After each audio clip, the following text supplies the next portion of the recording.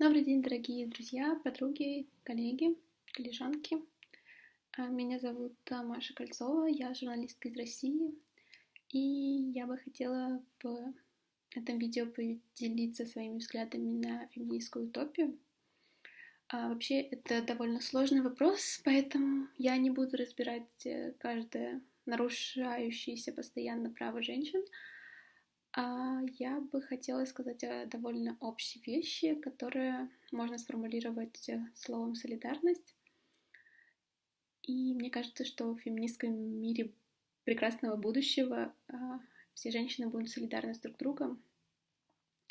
И я надеюсь, что это когда-нибудь возможно, потому что на данный момент мы довольно мало думаем о тех, кто кажется нам чужими.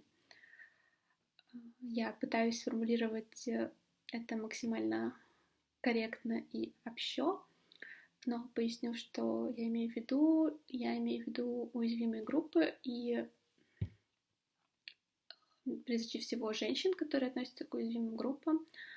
Обычно это в нашем, не только в нашем регионе, во всех регионах, это мигрантки, это женщины из Центральной Азии, это женщины из стран Африки и женщины для большинства населения России. Это женщины-мусульманки, женщины, которые не являются гетеросексуальными, и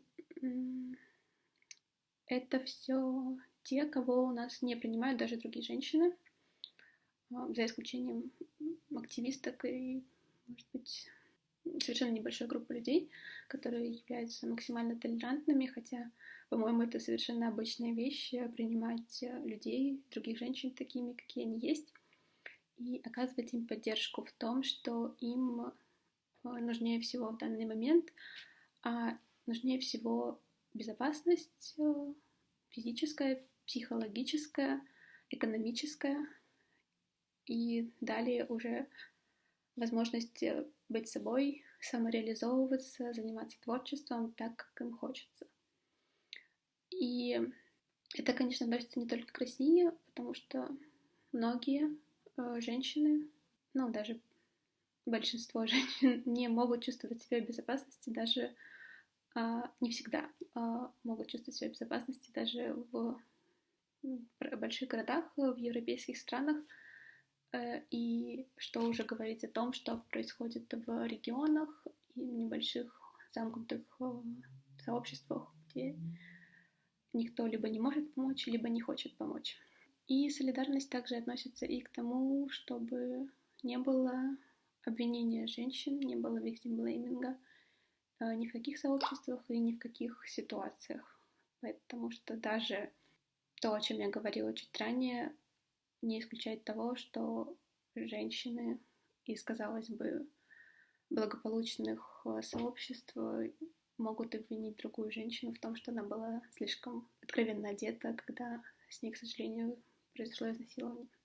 Что касается международного феминистского сообщества, мне кажется, какое-то глобальное сообщество, к сожалению, не существует, но невозможно.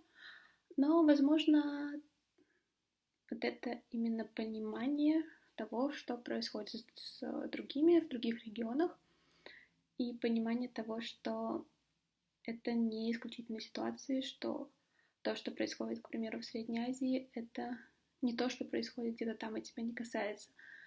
Это то, что касается всех, каждого и каждой, потому что пока один не в безопасности, никто не в безопасности, и ты не можешь отгородиться стеной, как бы не хотели некоторые политики.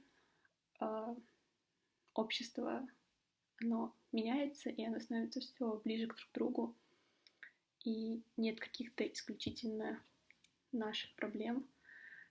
По крайней мере, так быть не должно. И пока есть время, я скажу вещь, которая кажется мне важной. Это то, что я сама начала понимать все эти вещи про солидарность и важность сообщества как раз-таки тогда, когда я поехала на международный проект Когда я начала ездить на международные проекты, конечно, понимание случилось не с первого раза, и это произошло лет 5 назад, когда я училась в университете и начала общаться с девушками из других стран, начала общаться с активистами, начала общаться с девушками-мусульманками, девушками, живущими в странах Центральной Азии. И однажды у меня даже была соседка из, кажется, Сомали. Я, к сожалению, уже даже забыла.